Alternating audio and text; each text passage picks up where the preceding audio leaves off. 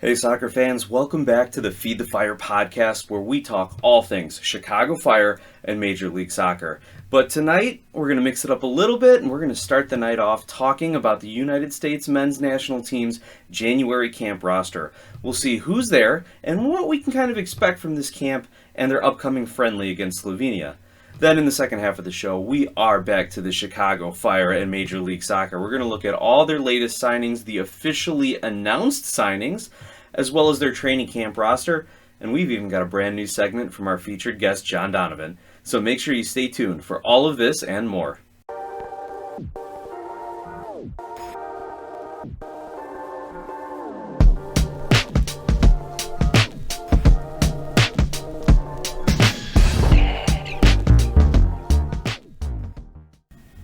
Hey soccer fans, Nick here once again on the Feed the Fire podcast, talking USMNT, Chicago Fire, Major League Soccer, transfers, signings, camp, training. We got you covered tonight, and I've been looking forward to this episode for the last week for sure, because as I teased it in the last episode, we ran out of time. We're going to talk a little national team, which is always exciting, always brings a new segment of soccer fans to the show, to the podcast, to YouTube, to all the crazy comment sections. You've all seen it. So I'm really excited to be talking USMNT on top of hearing from our good friend John Donovan again. It's been a few weeks since he sent in a clip, and you're really going to enjoy this one.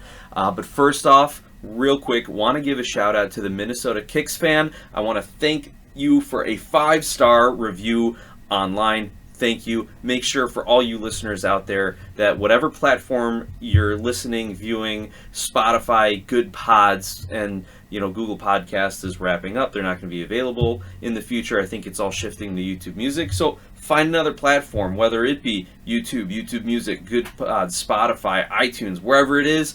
Make sure you share the link, leave us a review. Let us know here that we're doing a good job, that I'm doing a good job, that you like it, that you're engaged, that we're having some fun talking all things American soccer. So with that PSA out of the way, let's get into the USMNT's January camp. Now typically, the January camp, also known as Camp Cupcake, is for young domestic talent. The best USMNT players are mid-season. They're with their clubs over in Europe or South America or wherever else they may be. They're in mid-season and can't take the time to come back to the U.S., take a week or two off, train, and play in these friendly matches. We know what kind of talent that we have with kind of the starting 11, give or take a few injuries, give or take some recent form. So the January camp is usually where coaches in U.S. soccer can evaluate the domestic talent that maybe has been overlooked, some up-and-coming players, some depth pieces for the squad, and they're not just evaluating them on talent, but they're really evaluating them on how they train, how they can learn, do they fit within the style of the squad and the coaching staff, do they blend with other players, as well as how do they handle this higher level of competition, because let's be honest, an international camp leading up to a game against Slovenia is probably a lot more competitive and difficult, more intense, and a higher level than training with their club teams here in the U.S. where they've gotten a real good groove. Now you got to pack it all into a couple-week session. And in fact, most of these players have never made an appearance for the USMNT's senior team. A lot of them have been in the youth system before, and in fact only Shaq Moore has World Cup experience. Of everyone on this January roster, he's the only one that's played in a World Cup match, so he's gonna be kind of looked to for providing a little bit of leadership. And also that's something that we have seen the coaching staff try to identify, are these leaders in the locker room, leaders in the squad, and that's something that we talked about in a prior episode. I attended a webinar where BJ Callahan, one of Greg Berhalter's assistants, talked about management style and leadership style in a corporate setting, but also how he was able to use it in the locker room with the USMNT. And because they have such a young pool of players, you can't have the coaching staff be the leaders. There's going to be a communication gap. There's going to be an understanding gap. So they needed young players to step up and be leaders in the locker room, in the meetings, on the pitch, in training, and in games. And so that's what they're trying to foster. And that's why they need guys like Shaq Moore. like Miles Robinson to step up and be vocal leaders in these camps. So something to look for if you're following the training camp sessions and when you're watching the game this Saturday. Okay, so enough of kind of the backdrop. Let's get into the players here, right? Starting from the back, we have 3 goalkeepers: Drake Callender of Inter Miami, Roman Celentano of FC Cincinnati, and Patrick Schulte of the Columbus Crew. So 3 guys, none of them have any senior team appearances.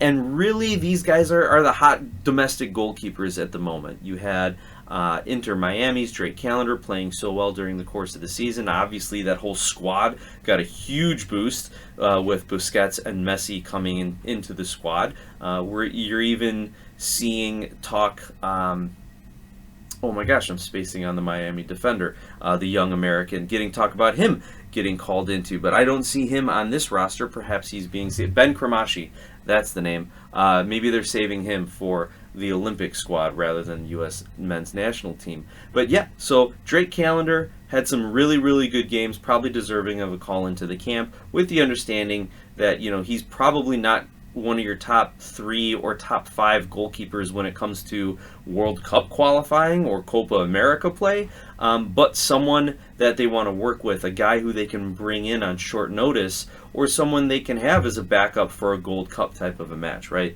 So Drake Callender, probably deserving of this call-up. Roman Celentano, of course, had a great season with FC Cincinnati, playing on the Supporter Shield winning squad, and then getting into the conference finals, if I recall, and eventually losing to MLS Cup champion and Patrick Schulte of the Columbus Crew. So you've got kind of the top goalkeepers in MLS. I think Chris Brady should have gotten a nod here, personally as the Chicago Fire fan, but also knowing how well Brady has played. And even though the Chicago Fire as a squad were subpar and not making the playoffs, Chris Brady really held things together for them in this season, and a lot of those results could have gone a lot worse had he not stood on his head and made some spectacular saves, had some great games himself. But the speculation is that they're saving him and Brian Gutierrez for the U.S. Olympic squad, which is also coming up now that the U.S. has again qualified for that. So that could be why you don't see them in this camp. Hopefully they're getting time with the U23s, getting ready for the Olympic camp whenever that starts. So those are your goalkeepers there. Your defenders, they have 10 defenders on the squad. And by the way, this training camp is running from January 8th to the 16th in Orlando. So just one more day, and then they'll have the game in San Antonio against Slovenia on January 20th. That'll be at Toyota Field. And let's see, reading the release here, the game will be at 3 p.m. Eastern Time on TNT, Telemundo, Universo, Max, and Peacock. Live Spanish language audio for the match will also be available on Futbol de Primera Radio. And you can follow along on Twitter at USMNT. There you go. So, looking at the 10 defenders here, Nathan Harriel of the Union, Dwan Jones, Revolution, Shaq Moore, Nashville, Ian Murphy, Cincinnati, Jackson Reagan, Seattle, Miles Robinson, formerly Atlanta, now FC Cincinnati, big announcement there, James Sands, New York City, Nkosi Tafare, Dallas, and John Tolkien, Red Bulls, and Caleb Wiley, Atlanta United. Now, of that group, Miles Robinson, 27 appearances, 3 international goals, according to the press release here, and then you have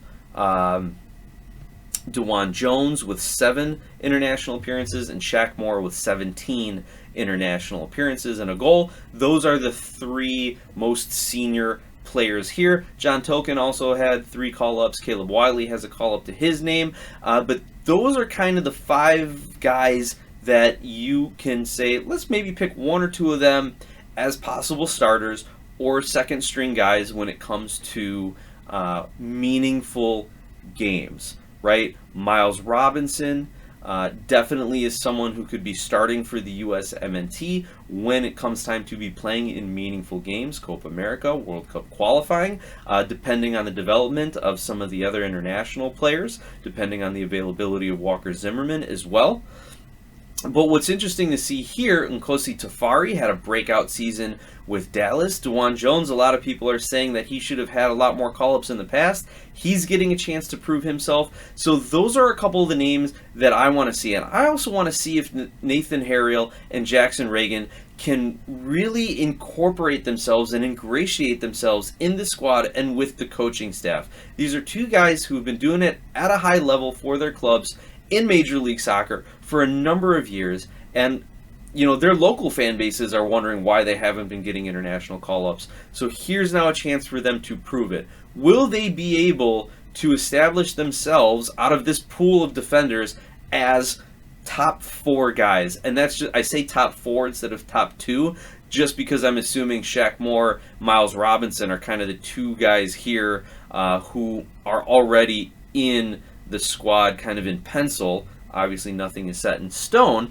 but those are the guys we've seen in the past. So those are the guys we've seen that Berhalter and his coaching staff know, can work with, and can trust, which is huge for this coaching staff.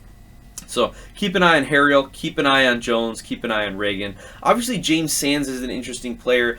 You'll hear Matt Doyle on MLSsoccer.com talk about him all the time, about how he can float between defensive midfielder, center back, even though I don't think he would play center back with the current U.S. pool, and that his covering and his counterattacking is great. So that's another interesting player to watch. I don't want to call him a tweener kind of a player, but the style of play that Greg Berhalter and the U.S. want to play with this current player pool, he might not have that kind of defined role, but he might be that guy that makes the roster because they can put him in at 2, 3, 4 positions if the situation calls for it.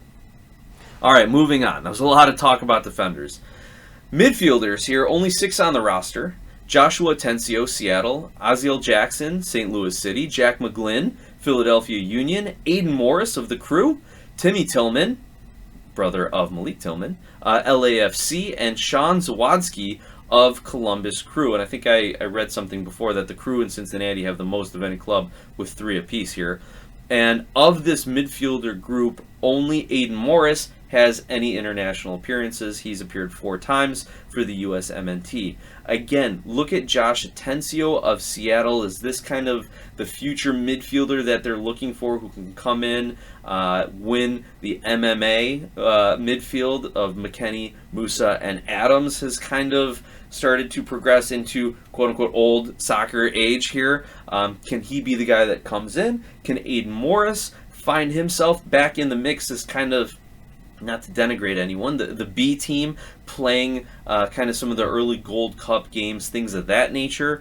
So it'll be interesting to see how they play. And just from a namesake, Timmy Tillman, what can he do? Is he there because he's got the same last name as someone, or is he there because LAFC has really shown him to be a solid player, or he's shown to be a solid player for LAFC, and he's earned that call-up, right? We'll see what can happen with these midfielders. And I think, though, the midfield part is one of the places that the U.S. squad is deepest when you look at the entire player pool, when you've got guys already like Pulisic and Weah starting for you on the wings, McKennie, Musa, Adams, and a whole host of others who we have seen play in that midfield role. So I wouldn't expect any of these 6 players to be fighting for starting spots, but again, they could be fighting for starting spots on Gold Cup matches, or that third string spot in the event a guy goes down with an injury. Now, looking at the forwards, a spot of contention for the U.S. over the last several years. The lack of goal production is constantly talked about since Berhalter took over.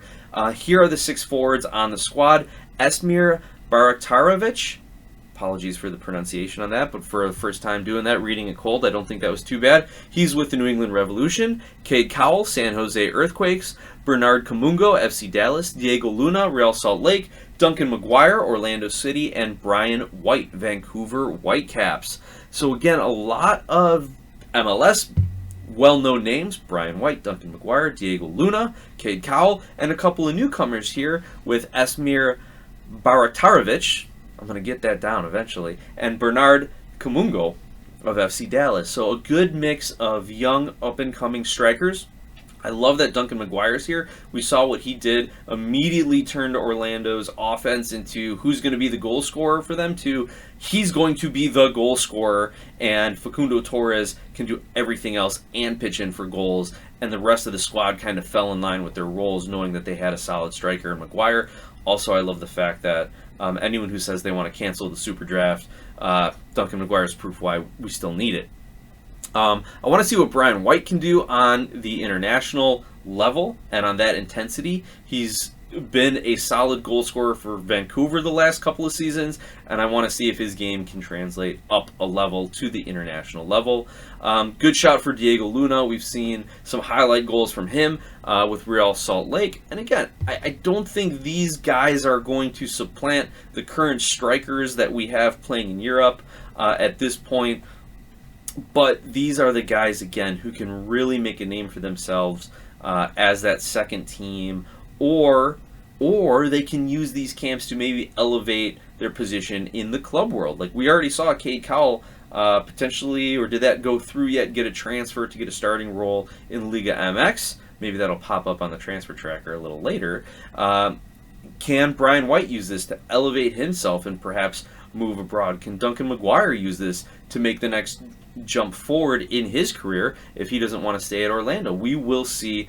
But my expectations for this squad is I want to see a really good competitive game against Slovenia, and I want to see this squad play the style of play that Berhalter has implemented. Now, I'm not saying that I am endorsing that style of play, though I think it can maximize our talent as we continue to implement it through a second World Cup cycle. But I want to see that they're soaking up all the coaching, that they're improving their game, and again, those intangibles we talked about that coaches are evaluating for them on how they train, how they work together, how they study, things of that nature.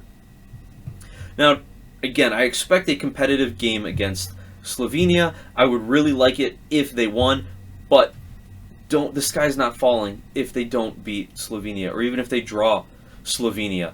As we know with Berhalter's USMNT and what U.S. Soccer has kind of put their new philosophies in place, and what we heard B.J. Callahan say, and what I relayed on our podcast a couple episodes ago, that they are not out to win every game and to be the best team every game.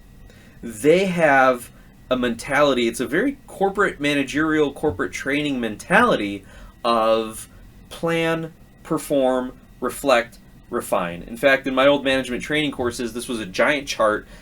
It was a big circle with 4 arrows all flowing into it. Plan, perform, reflect, refine, right? So they are not striving to win every game, to win every tournament. They are striving to improve every training session, every match, and every player, every coach. Improve, improve, improve. Evaluate, improve, coach it up. Like, that's what they want to do.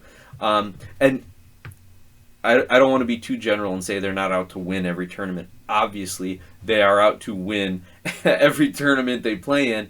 But again, in these friendlies, in these qualifyings, as long as you qualify, that's all that counts. There's no trophy for winning World Cup qualifying.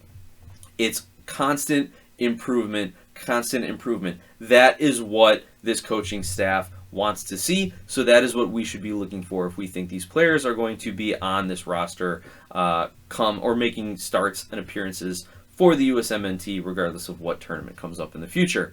Again, not saying I endorse it, but that is the philosophy that is in place. For a little bit of comparison between the United States and Slovenia, and again, I don't know if Slovenia is going to bring their full squad, even if their starters are top level kind of players and can compete with the kind of players that MLS has to offer. I don't know Slovenian football that well. If anyone does, email me, glasshousesoccer@gmail.com, or let us know in the comments. But just to give a little point of comparison here, looking at the FIFA rankings, currently the United States is ranked 12th in FIFA's rankings, and Slovenia is ranked 54th in the FIFA rankings. Now remember, it's going to take a little more time, probably another World Cup cycle, for these rankings to kind of really let some of those mid-tier countries kind of get to the right position, because it was all based, it's a point system, and it's all based on who you play, how they're ranked, And if you win a home game against a really low-ranked team, you're not going to make up a lot of points. But if you win an away game at a highly ranked team, well, then you're gonna jump up. So the U.S. is sitting in 12th in the world, and because they have been dominating CONCACAF for the last 4 years or so and slowly accruing all those points and moving up.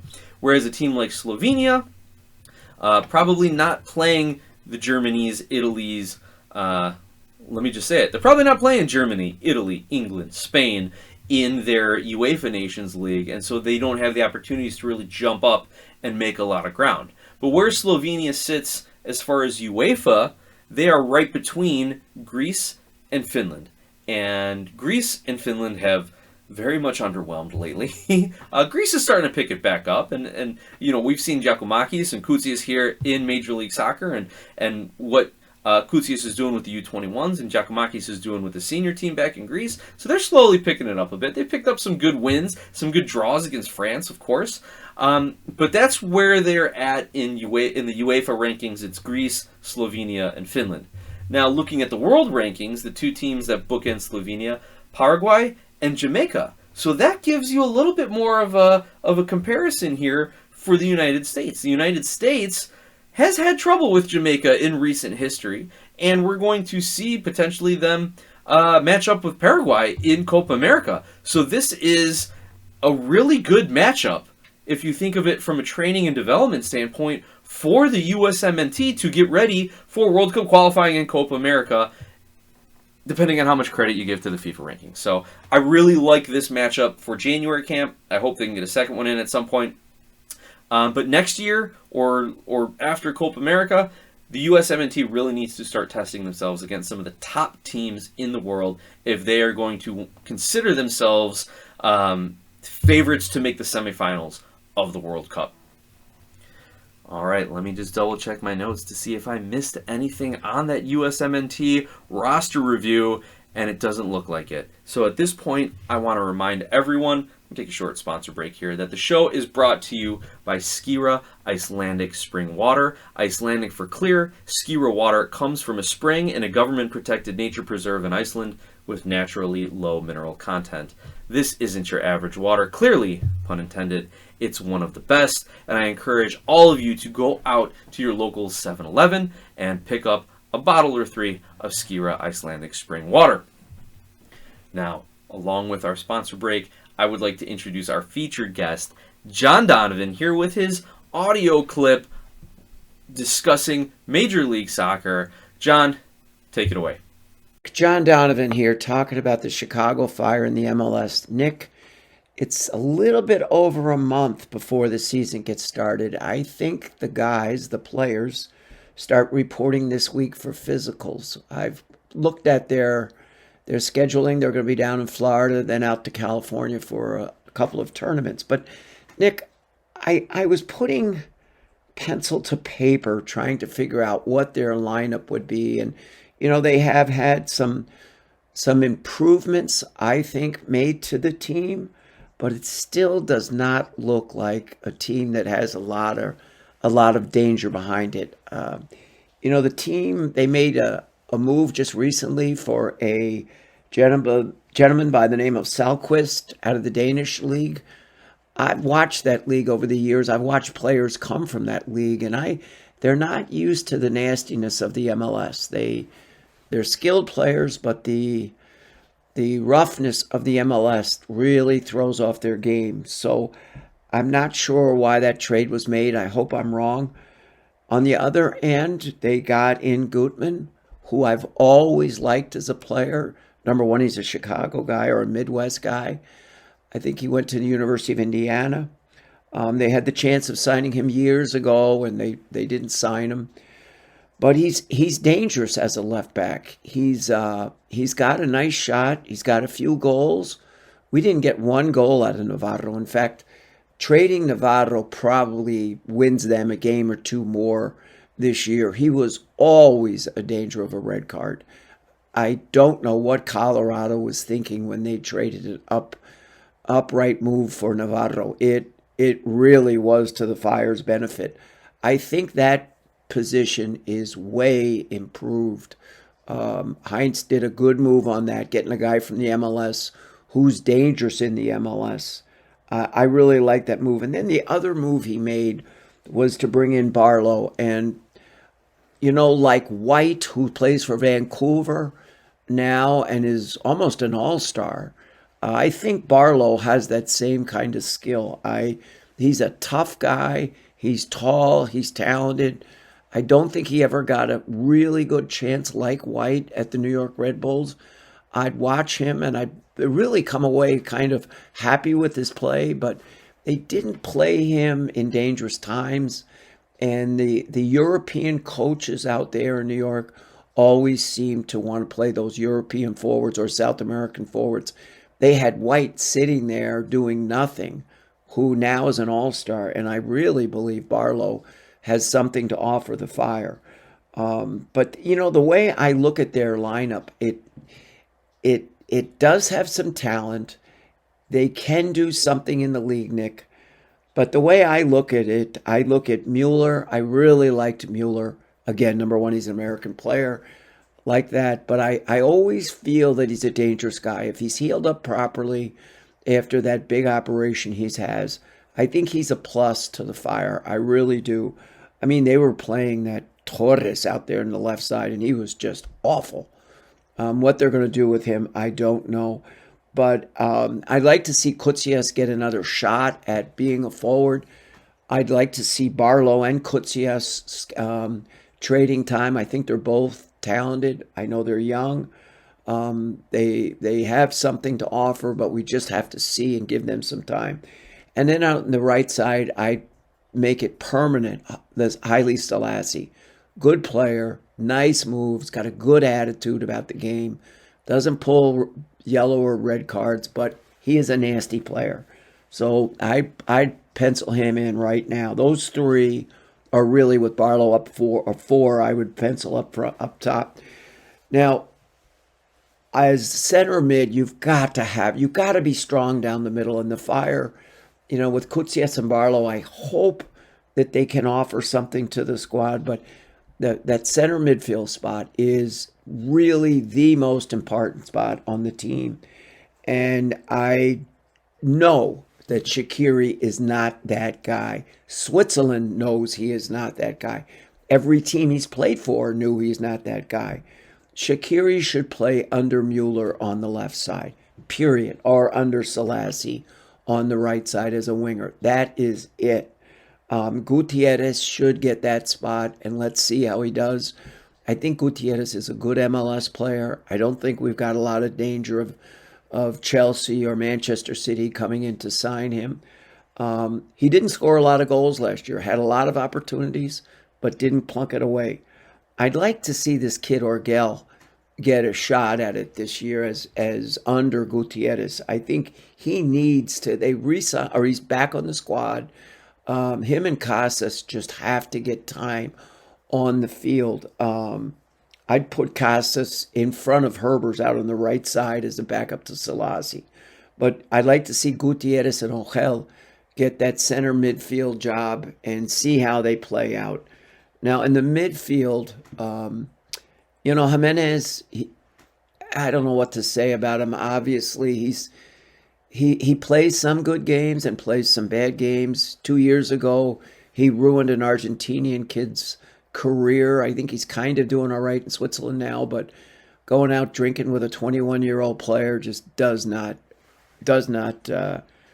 make me feel too good about Jimenez. But they've got him for another year. And then on the other midfield, this is defensive midfield, I'd start Pineda. Pineda has played really well for this squad, but they've kept putting him in the back. He's a decent center midfielder, but at college he was a great midfielder, and I'd let him go with Jimenez. Federico Navarro is danger. I mean, he is a little bit crazy on the field.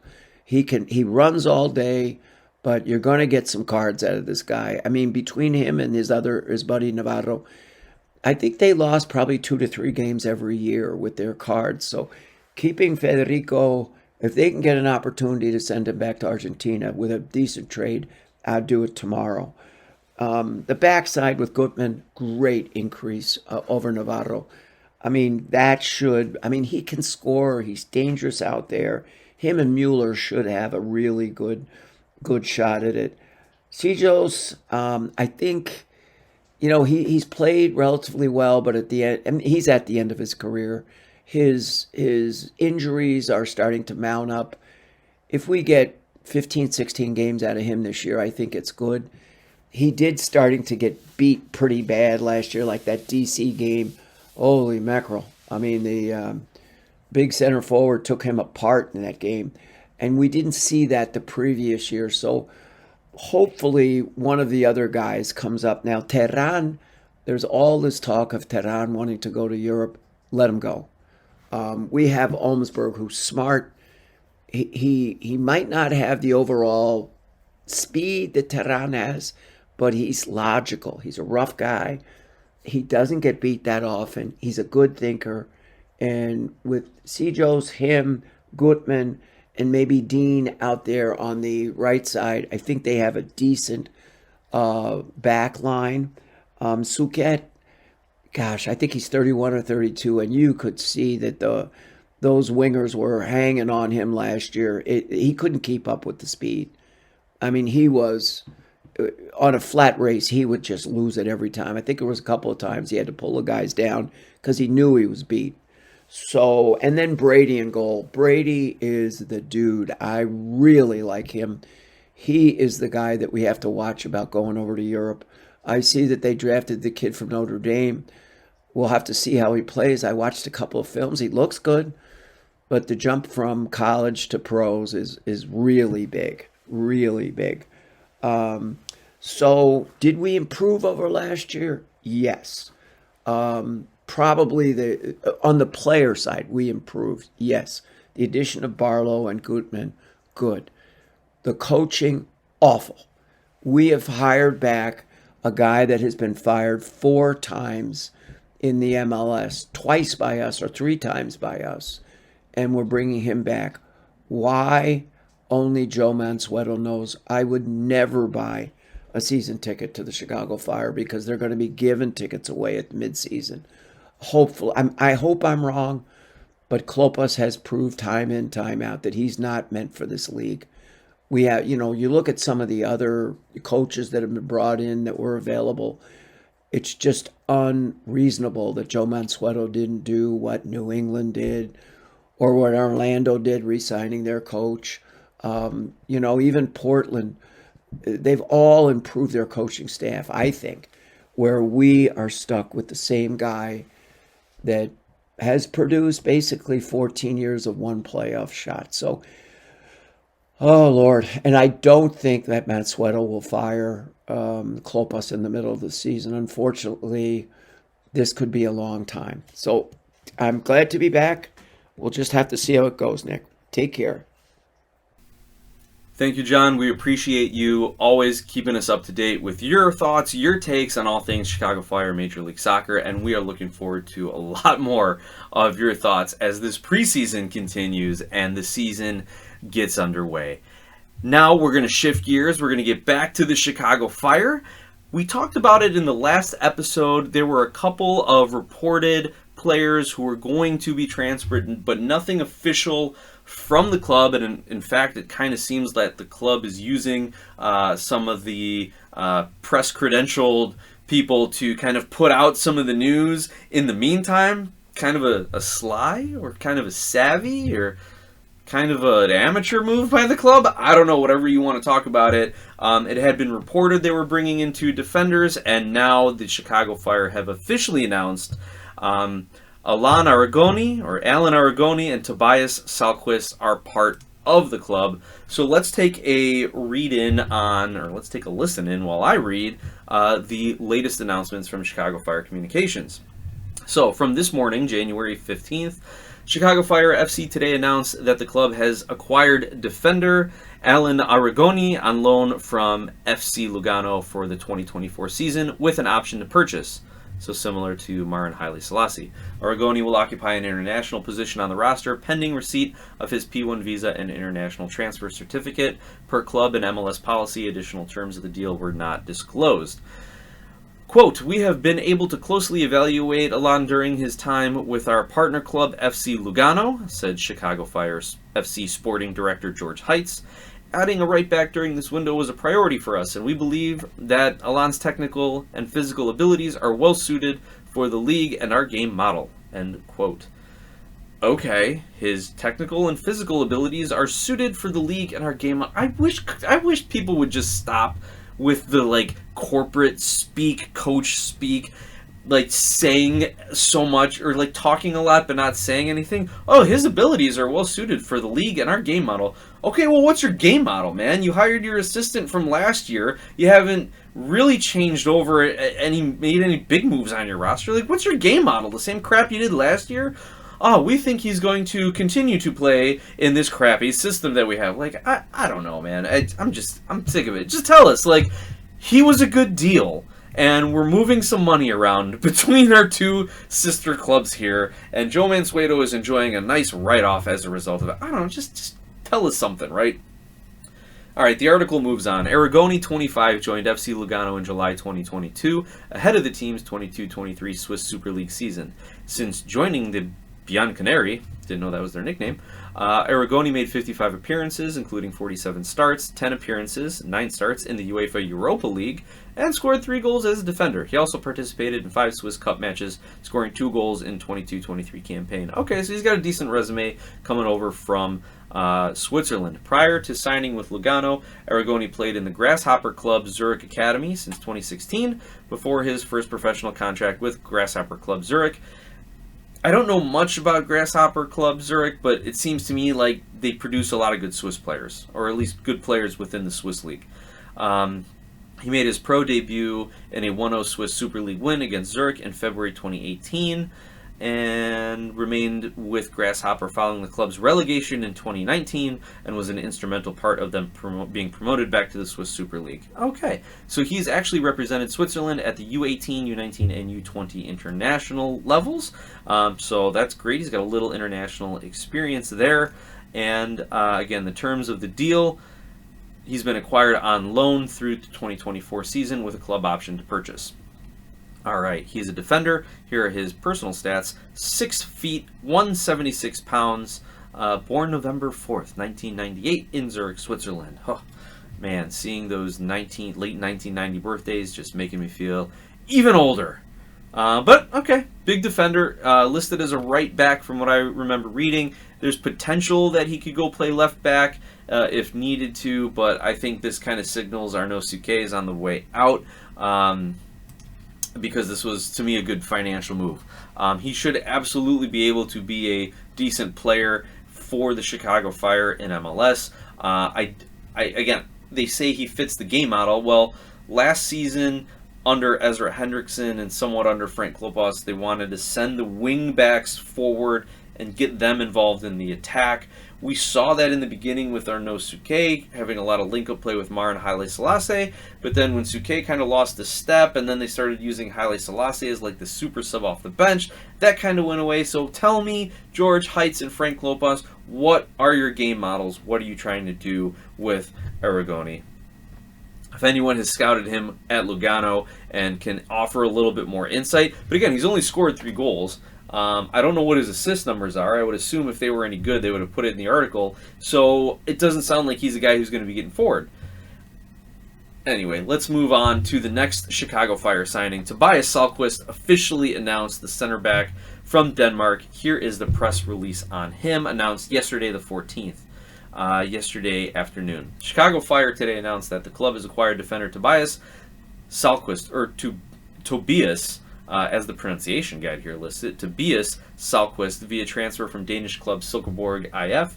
Salquist is under contract through 2025 with a club option for 2026. All right, 2-year deal, option for a third. Salquist will occupy an international position on the roster pending receipt of his P1 visa and international trade transfer certificate. Per club and MLS policy, additional terms of the deal were not disclosed.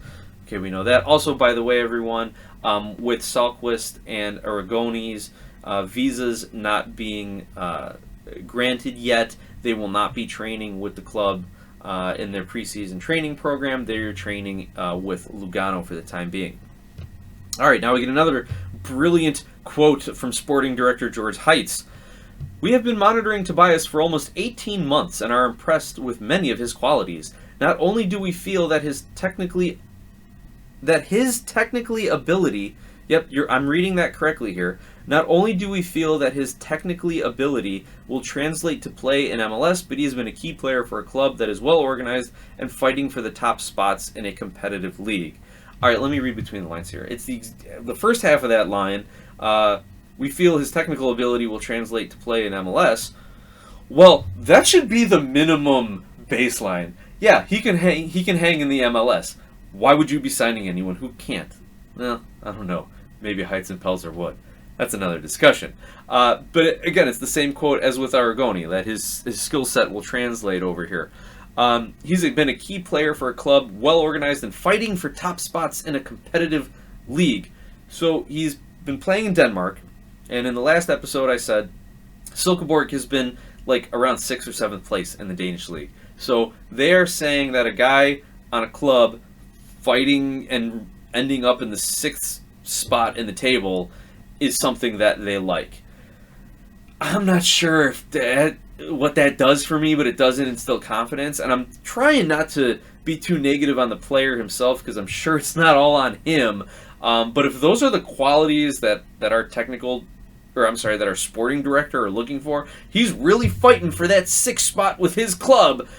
I think they're setting the bar a little bit low, or like I said in our last podcast episode, they're trying to get cute with these signings. All right, let's continue on. Salquist, 28, joins the Fire from Denmark Superliga club Silkeborg IF, where he spent the last 3 seasons. During that time, Salquist was a key part of Silkeborg's side that recently returned to the Superliga after winning the Danish First Division in 2018-2019, and has remained in the Superliga ever since. Also, we have to note here that even though his club finished 6th place, the Danish league also has a playoff system, so through the playoffs they ended up finishing 3rd overall and earned a Europa League spot, so he's got a little continental competition as well. His history: Salquist originally joined Silkeborg from FC Midtjylland as a U17 player in 2011 before a 3-year contract with the club in 2015. Following a loan with Fjolnir 2016 to 2017 in Iceland and his departure in 2018, Salquist spent time at Waasland Beveren 2018 to 2019 in Belgium, Lillestrøm SK in Norway, and Hobro IK in Denmark before returning to Silkeborg. So yeah, last episode I thought he spent his whole time in Denmark, and that I will chalk up to American ignorance and looking at all those club names and not knowing what country they're from, but he has bounced around to the Scandinavian countries a bit. He again is under contract through 2025 with a club option for 2026. He's a 6'3", 172-pound defender from Ikast, Denmark. And he's going to fit very well in that center back line, either paired up with Rafa Chihos, or some people are speculating that the Fire are going to go to a 3-man back line. I certainly hope they don't. We saw that to disastrous results. People will counterpoint to that saying, well, they didn't have the players to do it last year. They were trying to play a 3-man back line with Kendall Burks, and he's just not an MLS center back. I was like, okay, fine. You had Wyatt Omsberg. They weren't playing him at all. So that just shows you how well our coaching staff rates a guy who used to start for them not even a season ago. So definitely some coaching issues if they want to play a 3-man back line. But more than likely, this has given us some depth for when Chihos needs some load management games, or if Tehran ends up getting transferred out during the season. Now, some other Chicago Fire not transfer news, but signing news. They have signed homegrown midfielder Javi Casas Jr. to a new contract. I won't go through the entire press release here, since Javi Casas is a bit of a known commodity to Chicago Fire fans. Played in 11 matches with CF2 last season, and did get some postseason match minutes with Fire 2. He signs through 2024, so he gets a 1-year deal with club options for 2025 and 2026. the 5'8", 145-pound midfielder, born May 14th, 2003. So he is coming up on his 21st birthday. Javi Casas, congratulations on getting a new contract with the Fire. Dude, put some muscle on, and if you can play D-Med, let's move on from Gaston Jimenez and Federico Navarro. Would love to see Javi Casas starting alongside Mauricio Pineda for a game and just having that homegrown D-Mid tandem. That would be fantastic. Now, moving into training camp here, we've talked about some of the Fire signings. The newest announced ones, we also saw Tom Barlow, Andrew Gutman be announced a few weeks back. The Chicago Fire have started their preseason training camp at the IMG Academy in Bradenton, Florida. They've got 27 players from the first team, 2 players from CF2, and 3 draft selections. And as mentioned before, Arigoni and Salquist are training in Lugano until their visas come through. So here's the roster. Let's see if we can figure anything out from who is on the roster. 4 goalkeepers: Chris Brady, Brian Dowd, Jeff Gall, and Spencer Ritchie. We all know their draft pick, Brian Dowd, who also signed, let me just throw in that information, they have signed Brian Dowd to a first-team contract through 2024 with club options for the next 3 years after that. So he's got a 1-year guaranteed deal through 2024, and then three 1-year options through 2027. So hopefully he sticks around for a while. Speculation is that eventually Chris Brady is going to be sold, or they can move Spencer Ritchie if his salary hit is starting to get a little too high for a backup goalie. But great to see him in training camp. The defenders in the camp: Rafa Chihos, Jonathan Dean, Andrew Gutman, Wyatt Omsberg, Justin Reynolds, Lamont Rochester, Arnaud Souquet, and Carlos Turan. So the name that jumps out there, Lamont Rochester, he is currently a Chicago Fire FC2 player, so playing with their MLS Next Pro club and getting a call up to the senior training camp. I don't know much about him. He's a guy that we need to keep our eye on, because if he can play center back at all, he could possibly supplant Wyatt Omsberg, just because I get the feeling that Wyatt Omsberg isn't a favored player of Frank Klopas. Now, he's listed as a midfielder on the CF2's website, but here on the training camp roster, he's listed as a defender, so we'll see. Also listed as both defender and midfielder on the training camp website, Mauricio Pineda, who I can't get enough of. And I put out 2 videos on YouTube. It's a compilation of all the Chicago Fire goals from 2023, and another one, a compilation of all the Chicago Fire goals for 2022. And Mauricio Pineda scores 1 goal in each season. He doesn't have like the most flashy celebration, or like doesn't have a cool pose like Shaqiri does or anyone else. But when he scores, he is nothing but pure joy. So I pray we get a couple more Mauricio Pineda goals this season, just for the look of sheer joy of him scoring for his hometown team, the club that he grew up with playing for, right?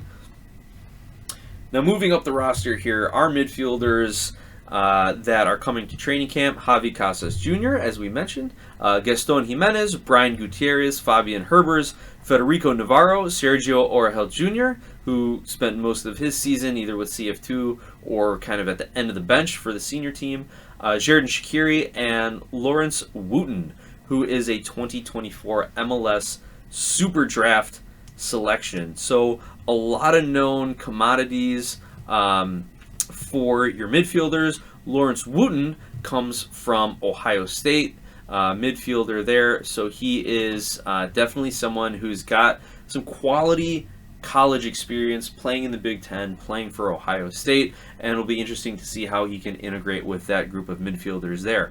I obviously don't see him supplanting, some of the penciled-in starters like Gutierrez, Shaqiri, Jimenez, possibly Federico Navarro, but he might push some of those CF2 guys, Casas, Oregel, or if he can become a jack of all trades and maybe free up some cap space if they move on from Fabian Herbers. Now, the wingers on the roster, The wingers on the roster: Omari Glasgow, Marin Haile Selassie, Chris Mueller, and Jairo Torres. We know Omari Glasgow had been playing with CF2, but also got a number of call-ups this summer with his national team playing in the Nations League, playing for Guyana, and scoring a handful of goals for Guyana recently. So it'd be great to see him try to break into the senior squad. But when you've got Chris Mueller and Marin Haile Selassie, especially when you've got Shaqiri and Brian Gutierrez trying to kind of figure out how they're going to all fit in the midfield, those four guys for three spots, it's going to be tough. But I expect to see a lot more minutes from Glasgow this season. At least I hope so. But again, that kind of all depends on what kind of formation Frank Lobos wants to play. As far as the forwards go, we've got the newly signed Tom Barlow, Victor Becerra. Hopefully he is 100% fit after his injury last season. I would really like to see him competing with Koutsias for minutes and to see if he can kind of fit in with the senior team in some different scenarios. Yorgos Koutsias, as I just mentioned, Kasper Shabilko, Misiel Rodriguez, and Jason Shakaluk, who is also a super draft selection. This is an interesting mix because you don't have an impact player. You have a veteran in Kasper Shabilko. You have development projects in Koutsias and Becerra. You've got a veteran in Barlow, but he's never been a week in, week out starter, so it'll be interesting to see if they start Shabilko, if they start Barlow, or if they start Koutsias, who ended up having a decent second half of the season, and then kind of rely on Becerra, Misiel Rodriguez, and Shokaluk, who comes in from Akron. Again, a phenomenal college program, to see if they can't develop them at all and maybe put a couple guys on CF2, maybe move a couple guys to some other teams for a handful of GAM and some, some other incentives that are all around these MLS roster rules. So I would expect to see Koutsias, Becerra, and Barlow on the senior squad, and whatever DP number 9 is rumored to be coming in a couple of weeks. If you have not, go follow Alex Calabrese of Men in Red.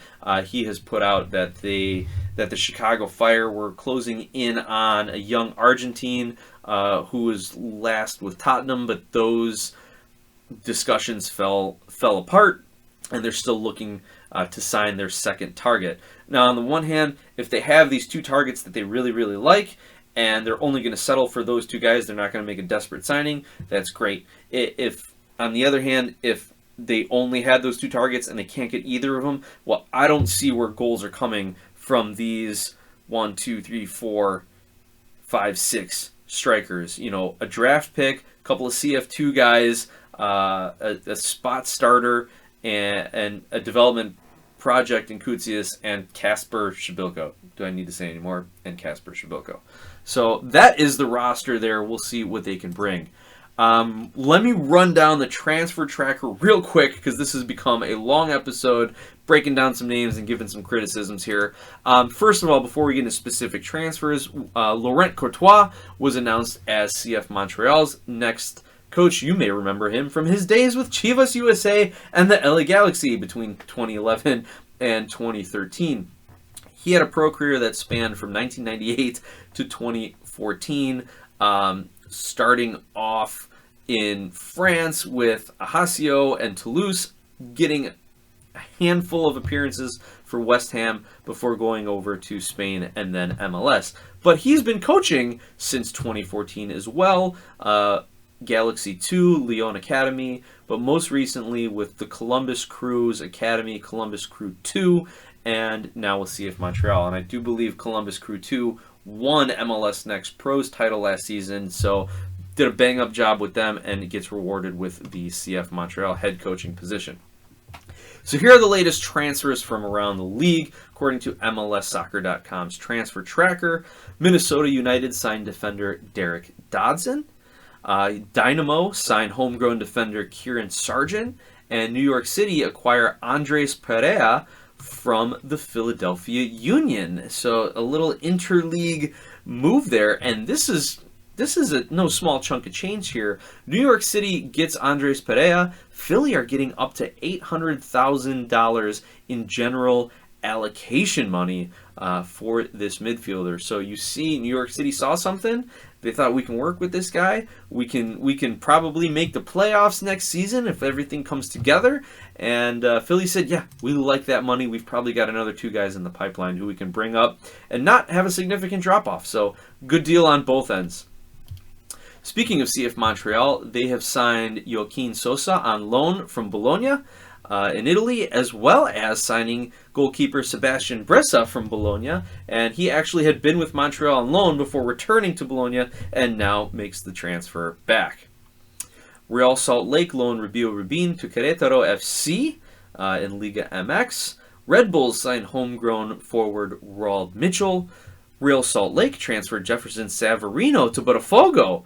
Now that is an interesting move. Jefferson Savarino, kind of an MLS name, was a guy who was supposed to really elevate RSL, but yet we always felt RSL was kind of the sum of the whole is greater than the individual parts, kind of always overachieving kind of a thing.